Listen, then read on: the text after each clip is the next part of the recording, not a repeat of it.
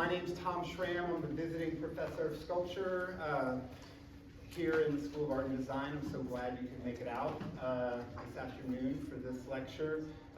It's my great honor to introduce Vanessa German, a self-taught citizen artist working across sculpture, performance, communal rituals, immersive installation, and photography in order to repair and reshape disruptive systems, spaces, and connections. Her practice proposes new models for social healing, utilizing creativity and tenderness, upholding art as an act of restorative justice. She's won many awards throughout her career, including the Heinz Award, the Don Tyson Prize, and the Jacob Lawrence Award, and her work is collected in many private and museum collections. She's represented by Casman Gallery.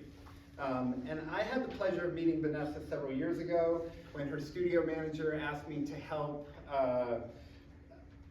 crate and pack some of her work for transport. From those first meetings through every interaction since, I have found her to be incredibly present and generous in all of our interactions.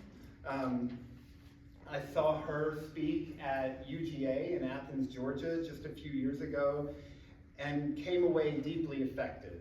And with that, please sort of help me welcome Vanessa German.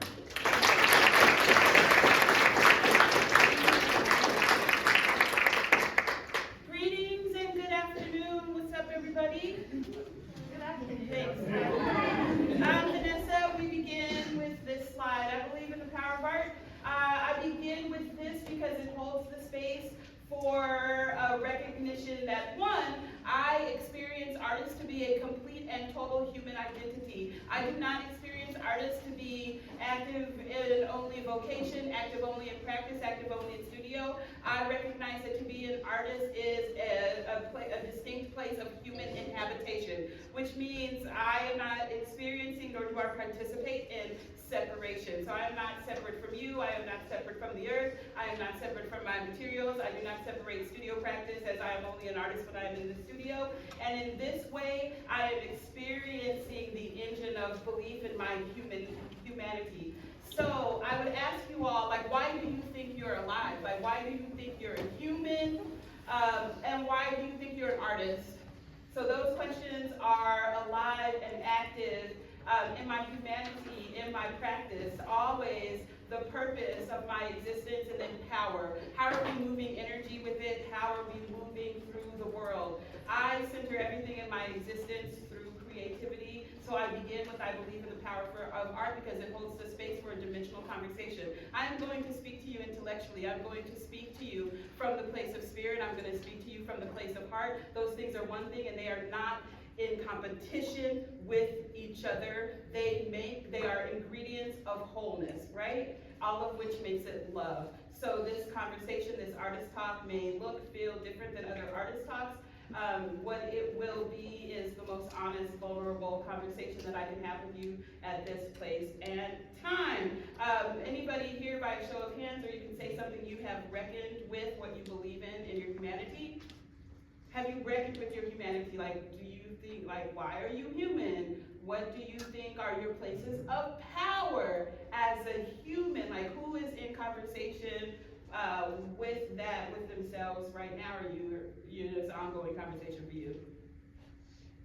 Yeah, that's what's up. Thanks.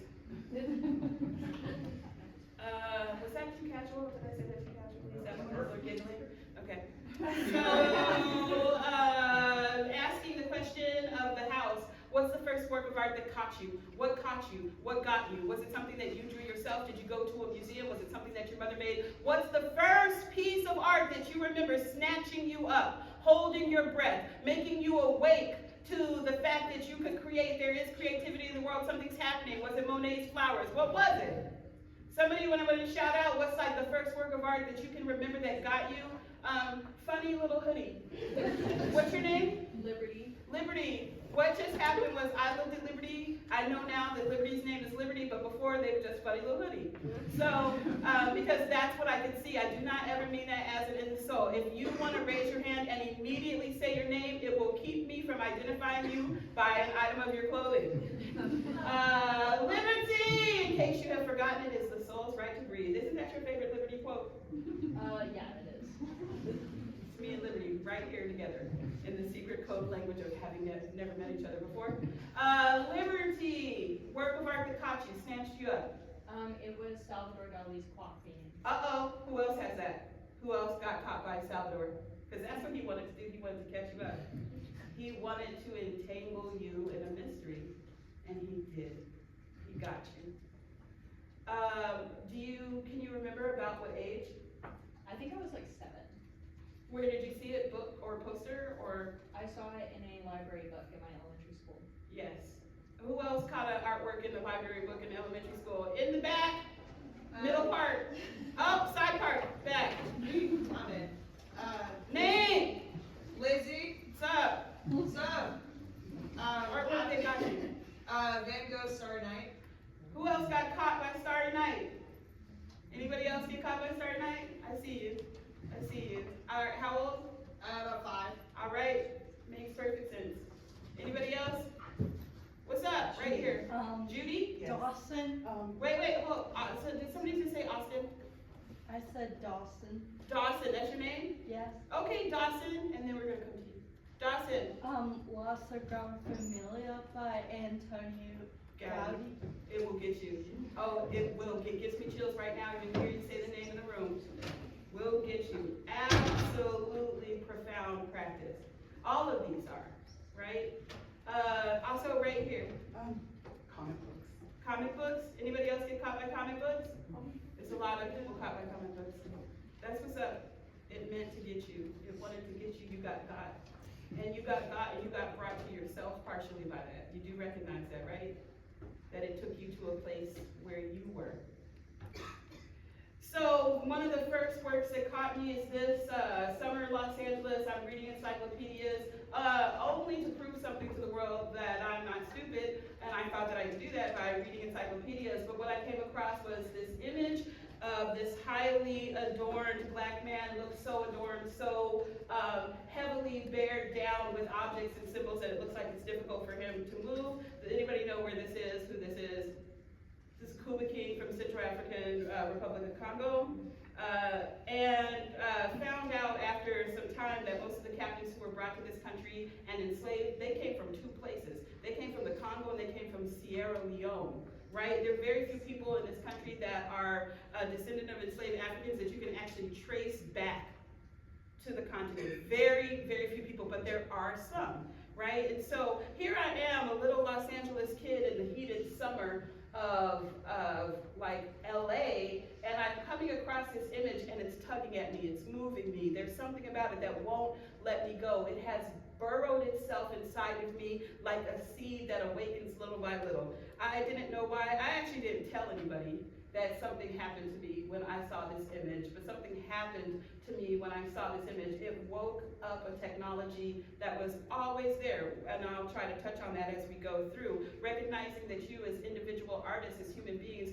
are involved in your own distinct, complete technology. While you are here at this institution to gain skills and to gain experience and to walk away with a piece of paper, do recognize that you were whole before you walked into this place. This institution will not make you whole. If you are seeking wholeness from this or any other institution, it will first break your heart, a little bit of your spirit, to then guide you to the fact that you have been whole the whole time. So do recognize what's happening at this place, at this time with this institution. Do recognize what you can get from it and what you can't get from it. Cool? Understand that for yourself so that you don't have to be like hundreds of other students I see across the country who spend a lot of time recovering from art school. So make it make sense for yourself now. Make your own reasons for it. Have your own distinct reasons for it. So coming into to some about me, because I'm just over there in dark. It's not fair. I'm so beautiful. Y'all can't really see me in the shadow.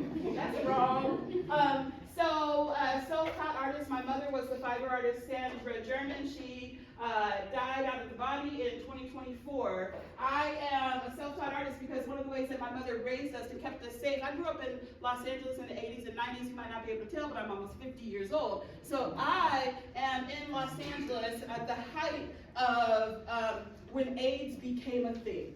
When it stopped being just people getting sick and looking funny and getting skinny, AIDS becomes a thing. And so I was really aware as a very young child about mortality. I had a little obsession with death. And I had a little obsession with how we let people die in this society and this culture without a ritual of understanding how valuable life actually is.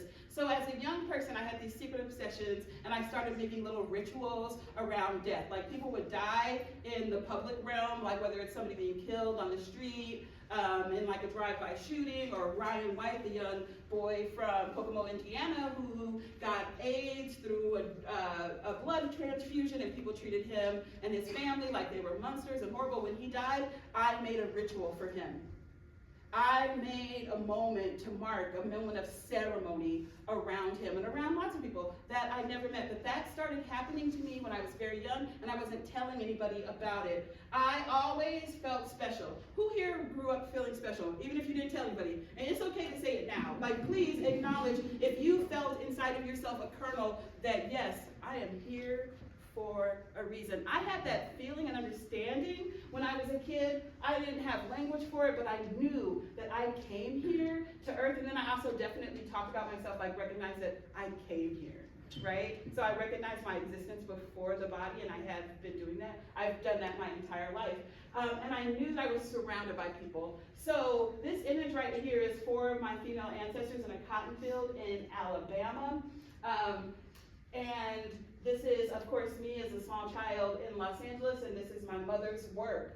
And what we see here is part of the invisible internal ecosystem of the technology of myself as an artist. I am present with the past, I am present with the future, and I am present with an invisible technology of assistance. And everybody has that, so I would say for you, if any of you at any time feel troubled in your life, do not think that you always do not think that you cannot also go within for your own answers. All of this substance comes into play with the images that we'll see further, and some of this I might skip through pretty quickly. This is a work of art that taught me that I was an artist, but that the technology of being an artist was directly connected to my survival and my wholeness and sustainability for myself as a human being on a planet at this time. So I'm a self-taught artist. I always knew that I did not want to go to college. I felt like college was a sort of ploy. I know that we're here right now. You guys are doing it. You got your own reasons. But I felt like, why not the library?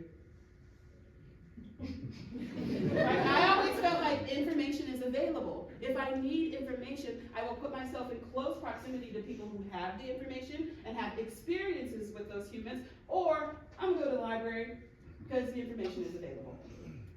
And but one of the things that the library, no college or school could tell me was about that place inside of me, about that little special place, about the place where I was seized by the work from the Congo. And so I came to a place, also, at any point, y'all can leave this conversation. You know, at any point you can say to the people next to you, like, this artist talk is not for me, it's getting a little too serious or whatever. And by all means, the law of 2 feet. If your 2 feet tell you to get up and go, go. Because we're about to talk about some serious things at the cliff of life or death. And like, no pressure, because I'm going to talk about serious things kind of casually and kind of quickly. But I hold a space of wholeness for everyone in this room. I was going to kill myself.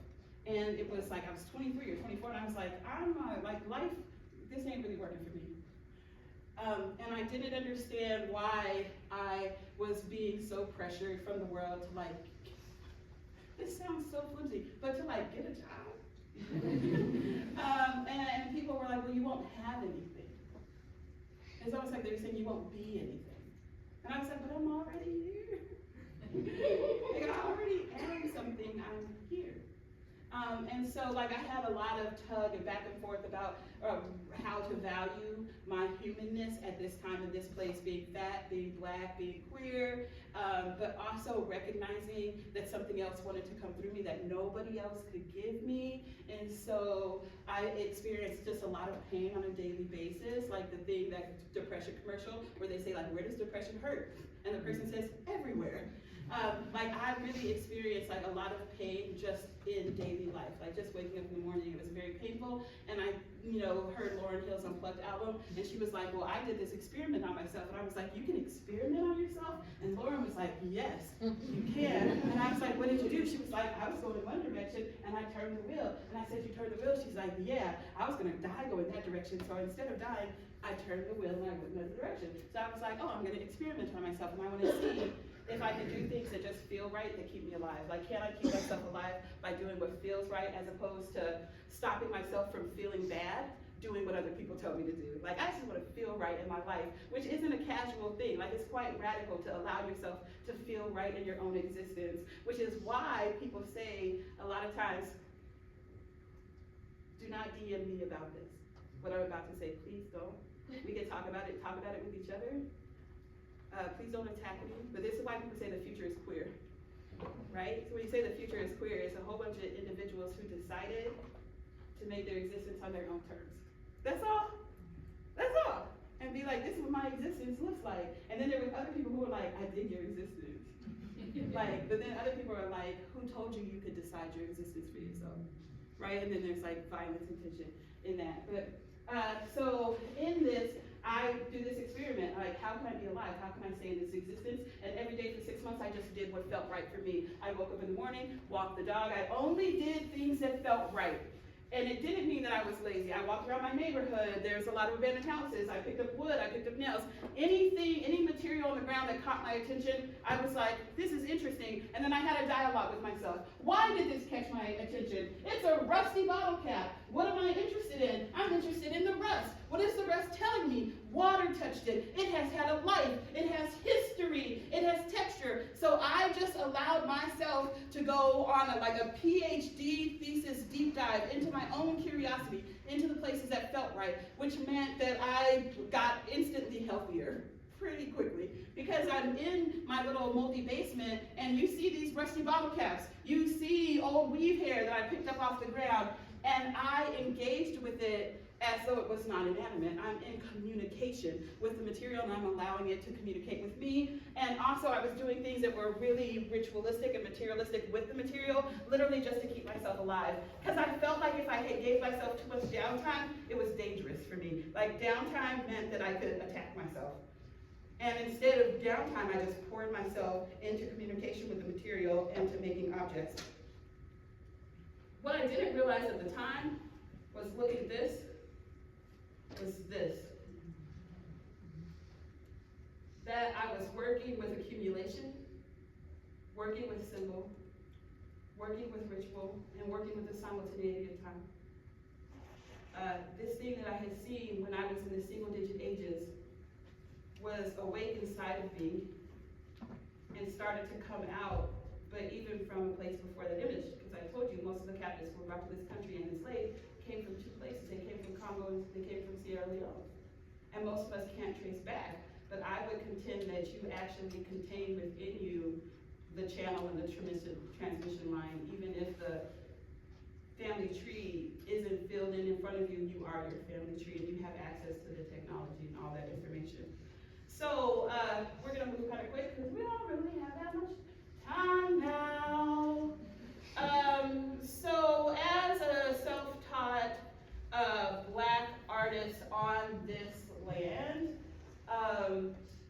I contend with art history a lot of the time. And also just the Black image, like what it is like to me, the Black image. And like one of the things I want to say is like, because I came through a practice of identifying the technology within myself through experience and through curiosity, then I realized how powerful intention was in my studio. So I would give myself emotional and spiritual intentions inside my studio. And so one of the things that I really wanted to explore was love. And whenever I was making a Black figure, I was making the most loving, beautiful figure that I could make. So while people experience oftentimes the Black figure in art as like radical political act, I just had to say like, what if I was just trying to make beauty? What if I'm in relationship and conversation with the material as beauty? The material as beauty. And then what the material then forms, right, is beauty, and then enough information in that beauty to energetically make more time, make more inspiration, right? And so I went from making single discrete objects to making entire communities of objects. That's what's important about this. I went from making one object to working with intention in a way that was like dimensional and simultaneous time, past, present, future. Like I understand, because I had a work of art and a practice that actually literally saved my life and kept me alive, I realized that art can do anything that it needs to be done. So I just started to ask it to do everything, and I would ask it in community. This is an installation called I Come to Do Violence to the Lie. It's a quote from King, who says, you can kill liars every day of the week, but how do you kill lies? How do you kill the lie that there is something inherently monstrous and disastrous about trans people? How do you kill the lie that we are actually separated from each other? Get to know one another. The point is, we're not oftentimes politically or culturally asking ourselves the right questions, right? So it's a different question, all that to say, and then the answers get to be creative, and they get to be so powerful in their creativity that they replicate justice.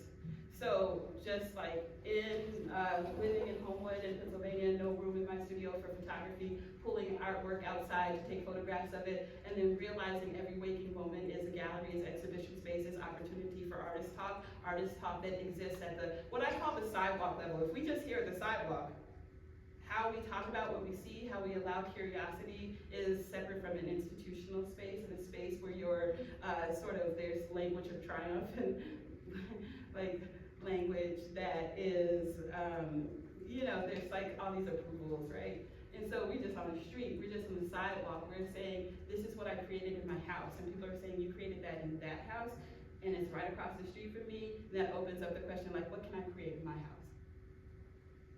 So, communities of artwork, all of this is love and power. So I'm always asking myself, because I found that I made a work of art that literally kept me alive, and at the time I was so poor I didn't even have running water. So not only did it keep me alive, but it began to sustain my life and allow me to like buy groceries and allow me to pay the water bill. And so I was like, I am in the body, in the being, in the now of power. I am involved in my own power right now. What happens when I ask other people to be involved in their power? How can I do that? What can come of that? Because if it saved my life, maybe it can give you what you need. It doesn't have to be what it gave me. So I ask people, if you could make a work of art that had the power to do anything, what would you want it to do? And this is when I go into schools. If I'm going into school and I have 50 minutes, an hour and a half, 2 hours with people, I'm gonna start as intensely as I can. I'm gonna say, what would you do? What would you do? What would you create? Where would you put it? And then we can talk about that, and then we're gonna work with material, but we always start, we never start with just material and project. We always start inside. We go from inside to outside. So this is just what probably like a 7th grader in some city that I traveled to did.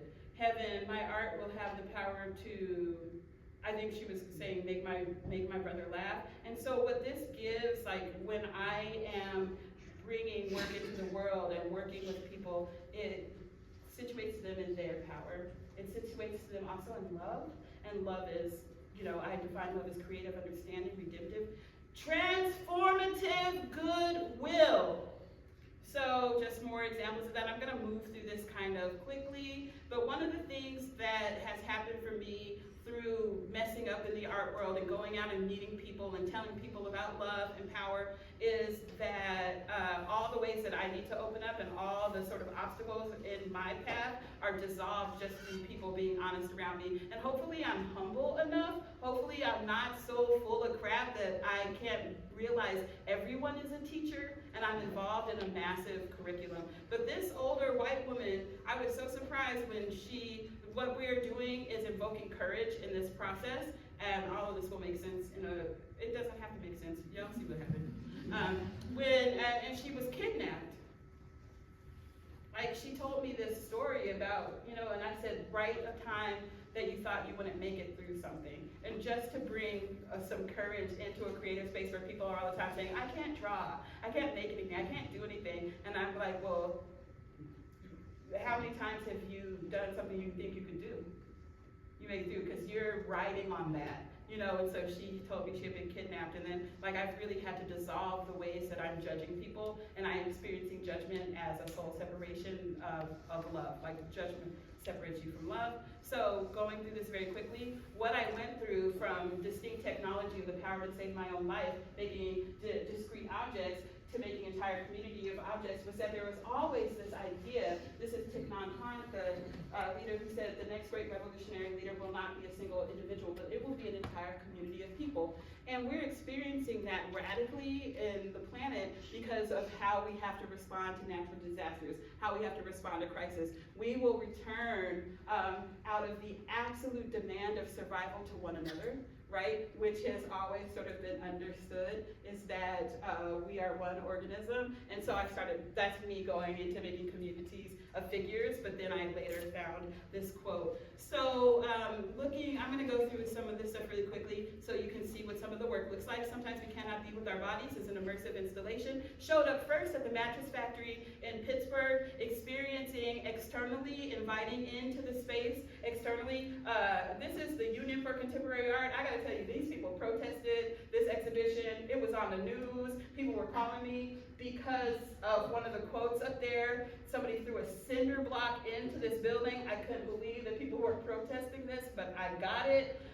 Inside is an antechamber where you experience mostly white heads with assemblage on the wall, and then there is a theater curtain. So announcing the fact that we are in another world, we are in the space of theater, we are in the space of make-believe, we are in the space of wonder, and you, by dint of entering this curtain, you are in consent. In the space, so exhibition as a parade, headless objects moving forward, thinking about this was the beginning of 2012, I think. But what was happening here was that like every week or so there was a black trans woman being killed, being found in a dumpster somewhere, and the lack of urgency, the complete shrug when black and brown and indigenous women are killed, lost, go missing, and murdered sort of inspired. This is why they're headless, they're implicating, they're pointing. But what's happening at the same time is that there is an entire soundtrack of a fake radio show that I made. There's subwoofers in there. So the space sounds like a club. There's this chuk, chuk, chuk, chuk beat, and we invite people to be in the space and to dance in the space, and then sometimes a drag queen comes out with a basket and she has tissues in it because people start to cry when they realize what they're dancing to. And what they're dancing to are people who have called into this radio show to tell the world about their person who was killed by the state or killed by the police and things that you wouldn't see on the news. So you hear Trayvon Martin's mother say over a Chicago-style house beat how beautiful her son was, and how he loved clothes, and how girls loved him, and and you hear her rehumanizing her child who was unjustly taken and then proceeded to be continually massacred by the mainstream media. And so you're dancing in space, just looking at what immersive installation looks like to me, bringing people in from any community into rituals of release.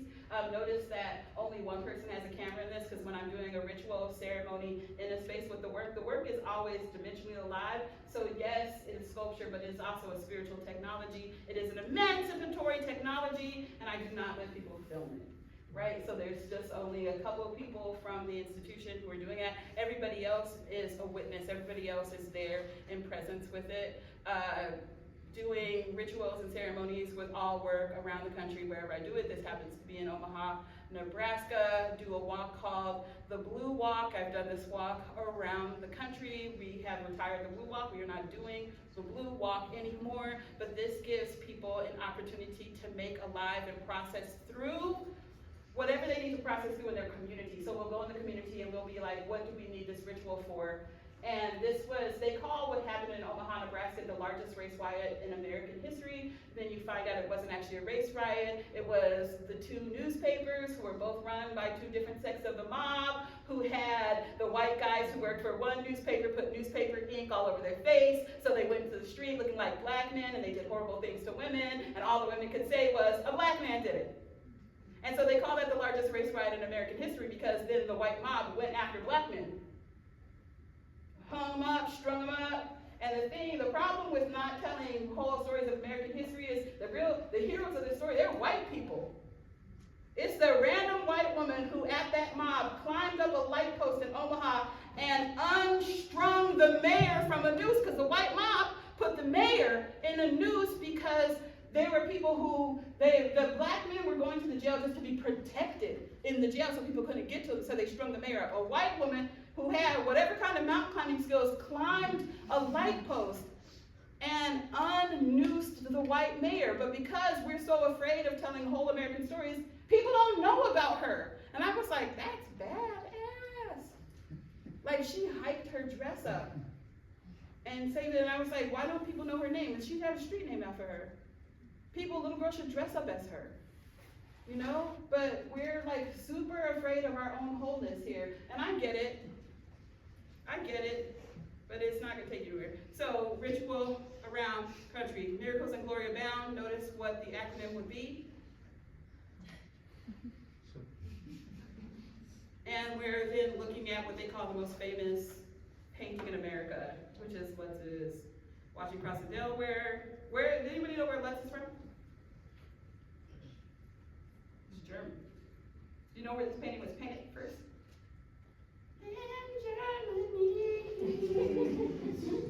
All right, so immersive environment, sound, video, but also park benches. So we're inviting people in the space to actually be. I'm gonna just moving through all of this. So also, I'm a citizen artist. I'm making because ultimately I love myself and I love you. So this is pandemic, and my friends who are in New York who are grieving, they're seeing Asian women being pushed onto the tracks and everything. So one of my friends is a writer for this TV show, and she had to go to the writer's room, and she was like, it's so hard to go the day after this happened. And I said, well, I will make you a t-shirt, and you can wear it to work. And so I started just offering that to the world, just gonna go through some other work, thinking really about the work not necessarily being in institutions, but if I'm making this work of love and power, where does it need to be in the world? So I'm gonna move through this. Altars. I turned Prince into a deity. So like there's an entire chapel of Prince altars, and they rotate with the soundtrack. Because I'm really interested in people being in proximity and living proximity with the work and dancing. Rose Quartz portrait of Marcellus Williams, you know, who was executed. We're gross a lot of the times here. We talk like we value human life, like we actually value our own lives. We keep proving ourselves wrong, but that's actively changing. I don't even, my heart and soul, I just go out to his family. Body of work from Chicago. I taught a course at the University of Chicago last year. Really, as a self-taught artist who is working actively in bringing the nature of spiritual technology into sort of institutional spaces and spaces before and beyond the institution, I really wanted to have the opportunity to like root and give language and make a pathway for a practice in an institution that is dimensional, where we fully respect the academic environment, intellectual prowess, within the wholeness that we are whole and right in our humanity. So I taught a course at the University of Chicago called Magic, Witchcraft, Spirituality, and Consciousness, where the students, we began every course with like a mark-making meditation where we either listened to a frequency or I channeled a poem, and the students moved through the class and made marks any way that they wanted to make marks, and then we moved those marks into objects and we moved them forward. But this is work from that, which is like a 5 foot by 6 foot rose quartz head, and people use the palette platform as like a welling wall, so you could come in and you could put notes into it, and then I also would let people touch it. So all of the mark making notes became the prayer beads in the healing figure in the center. We are working with purpose and with the understanding from like the 2022 Nobel Prize in physics, where we now know that reality is non-local, right? So if reality is non-local, what is reality? How do we make reality? And we worked with that in the course. So the students were really intentional and directing the nature of their reality. So the students in that course chose to make a reality of deep care for themselves, which I'm so glad, right? I'm so glad that they weren't just like all external, like, I'm gonna do this out there, I'm gonna do this out there. They're like, no, I wanna be well. We want to be well here in this class, we want to be well in relationship, and then the next set of our prayers are wellness for the world. The students chose that. So all their marks became, like 800 prayer beads. They became the objects that we worked with. This is the whole Chicago show. This is me at the National Mall doing the Blue Walk the last time we did the Blue Walk. People, I don't actually want to talk about that, but the thing I will talk about is, you see all the marking on there? One of the ways that I'm experiencing wholeness through consciousness is by inviting people through my social media to contribute to the work and to be part of the work. And so what I invited people was to send me one sentence that is a wish to the highest and best good of themselves and their community. So thinking about quantum physics and that reality is not local, and what happens, how powerful imagination is, how powerful visioning is, I ask the world to make a vision for your highest and best good of yourself. I then transcribed every single one that came into me on like 75 feet of blue ripstop, and then walked that what is the seat of power globally, which is like Washington, D.C., and invited people to follow in the path, and everybody held it, and they moved it through them. And I'm thinking also, like, the first exploration is love. Like, I'm in my basement. It has saved my life. Art has kept me from damaging myself catastrophically. And I figured the best way for me to live the rest of my life, what you all just saw in all those installations, and Ami talked about sometimes we cannot be with our body, is that I figured out the best way for me to live my life is to make art and to share.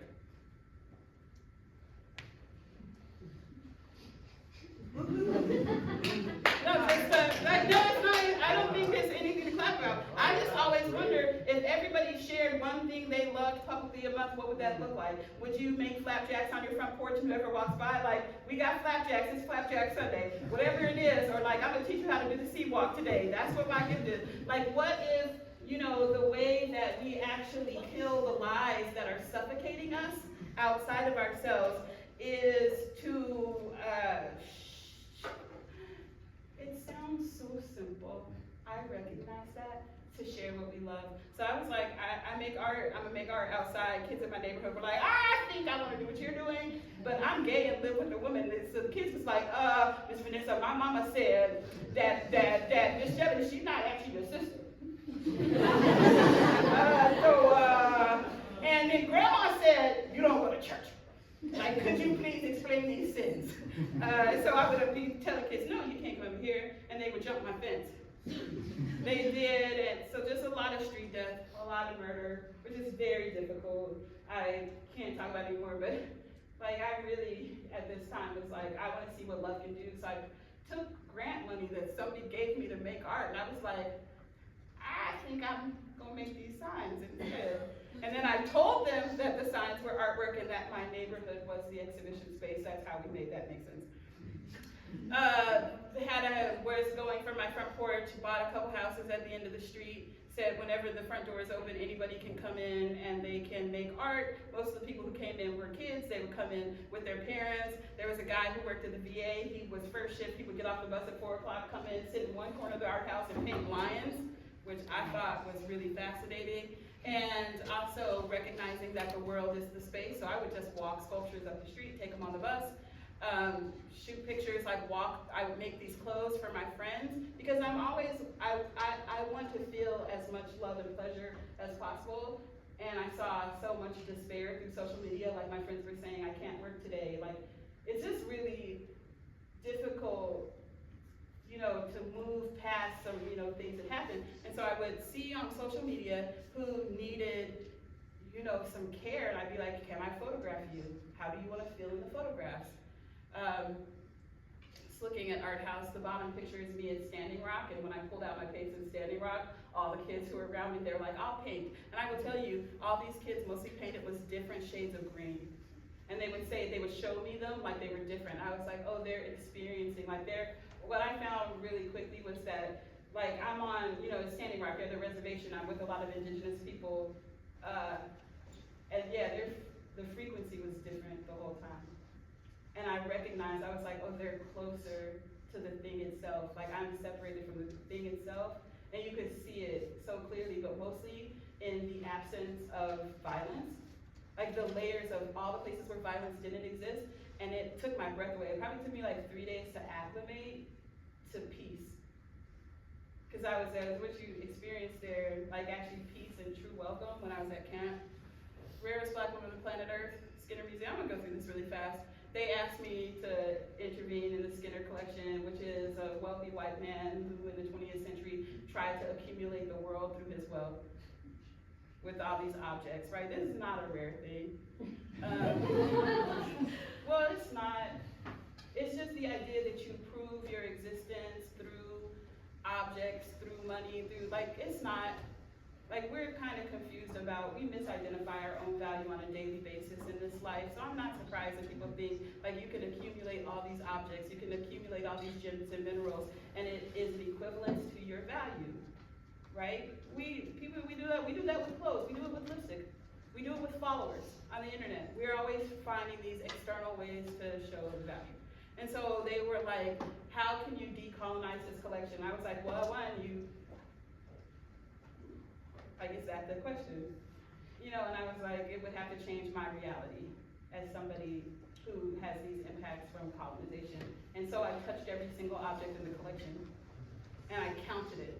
So I just went through and I touched everything. Did you know that thing where I'm not gonna talk about it. I touched every single object, and then we made a music video about it. In 90s style rap video, because I was like, why do people keep asking Black people to heal you? Why you keep asking Black and Indigenous people to bring you back to your original technology?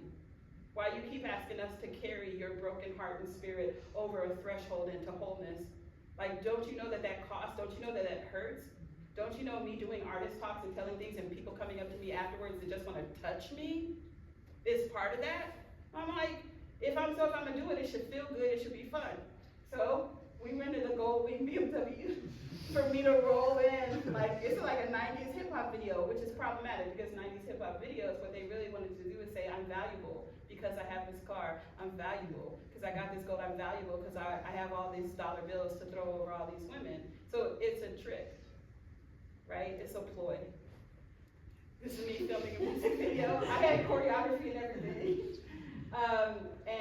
But what we did was put the question out to the world, like, what do we need? And the entire Mount Holyoke community, with a group of students, they responded to all these prompts that the students made, and I made art for them. So I synthesized 1,000 cards that people on campus gave, and I put them in categories, and one of the biggest things that everybody said when they were students or professors was they had a really discordant relationship with their own beauty, their own body, and their own identity. Whether they were an 80-year-old professor, it was like really profound to see how much synthesis there was across that people were struggling with a lot of the same things. So I made art for them, and I made an entire museum of emancipatory objects. And you can see like some of people's responses, and then people at the campus, they gave the material. So they gave me clothes. So those riding boots became these rose quartz boots. Just showing you some of that, and just going through this very quickly. And this one says giving a baby up for adoption. Like, people said anything, was anonymous.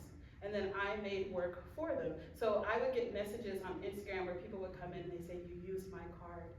Like, you used my card and you made this thing, and I never thought, like, so it was a profound experience. I traveled around the country, and like, I was at the Denver Art Museum, and somebody in that audience stood up and said, I saw your show at Mount Holyoke, and you gave rose quartz away, and they reached in their pocket, and they pulled out that piece of rose quartz. And so I'm thinking about how practice, how art, how these spaces actually become part of people's living technology, and they are in and of themselves emancipatory, revelatory, and then spaces that are sacred because they offer the opportunity for that connection and that return to wholeness. You are whole the whole time. It's going through, going through, going through. This is somebody who wrote this letter and gave me this coat. The letter is amazing. You can see it online, but I'm just going through. These are objects that people gave me. I documented every single object that people gave me, and this is where we end. This is the art house after the Pulse nightclub massacre. And the churches and the community were like, you can't come here, you're gay, God hates you, you have to go mourn someplace else. And I was like, you could come to the art house, and so many people came that it became like, sort of like, the police had to come. Just because there were so many people who came and didn't have a place to park, and I was like overwhelmed, and I was like, oh, that let me know that we need different spaces in our world, and we need spaces that say yes to our wholeness, right? And so I think of then, even though the institution is so problematic, fundamentally, it is a sharing of connection and inspiration, which makes it a sacred space. But are we brave enough to make colleges sacred spaces for wholeness? Like, are we actually brave enough to admit that the museum is a sacred space? And then how do you invite people into sacred spaces? How do you invite people into spaces where their relationship with divinity, and divinity's definition is just the ability to look at something and change your perspective about it. Like, that's the actual definition of divinity. So those things are all alive to me in my practice, because I'm alive because of my practice. And, but my practice was whole the whole time also. So we took a long time. Anybody have any questions? It's okay if you don't. What's up? I see you. It's you. It's you. Ambiguously blue shirt. I noticed that there's like, I don't know what type of shells they are, but I noticed like in your early Cowrie shells. Yeah. Cowrie shells. So the cowrie shell is, does anybody know what cowrie shells have been used for? Because I'm sure we can like crowd some money. They were money, right? And so just on the beach, you know, parts of the world, but I didn't realize how plentiful they were. I thought they were so precious when I was younger. My mother had a basket, and I would cut them off the basket. I would steal them from my mother, because I didn't know that you could buy them by the pound, and I wouldn't have been able to afford that either. But they're cowrie shells, and I will tell you that the objects that I started to make, I made them absolutely intuitively. So I'm picking up objects off the ground in my neighborhood. I'm cutting a cowrie shell off my mother's basket. I don't know how I'm gonna explain it to her, because I keep cutting them and they keep disappearing. I feel bad about it. She hates me. It's a problem. And in that intuitive practice, what happened was I showed some of that work at a summer arts festival, and a historian walked by and they said, oh, nails, cowrie shells, you doing that thing they do in the Congo. I said, like, I don't know what you're talking about. And they paused. And they looked at the work and they looked at me and they said, oh, you don't know about like Congo power figures. I was like, no, I just picked these up outside of my mother's studio, these rusty nails, because my mom's studio was a stable, was a barn. And I found them and I really liked them because they felt like the despair I felt. So I chose them emotionally and instinctively, but he was like, no, babe. He didn't call me babe. He was like, no, he said, you know, you're doing things that people have done for thousands of years, and there are reasons for it. He said, you should do some research. But I wasn't actually interested in research. I was interested in the fact that there was already something inside of me. And so what I would do was work in that intuitive technology of my own beingness, which is why I believe that artists are whole, like you're a whole. And then I would have a historian, a pre-colonial African history expert from Carnegie Mellon University, come to my house. And I'd be like, I made these things. And she would basically read the work back to me. She would say, I have seen these things done. They have been done in this part of the country. They're connected to this language, the Mende language, in like a small village in Sierra Leone. And she would read the work back to me. And it was so revelatory, because I'd be like in conversation with what's already here, as opposed to thinking that I go outside and get it, right? Does anybody else have a question? Bye, have a good day. Anybody else have a question? If not, thank you all. I'm gonna give you 7 seconds.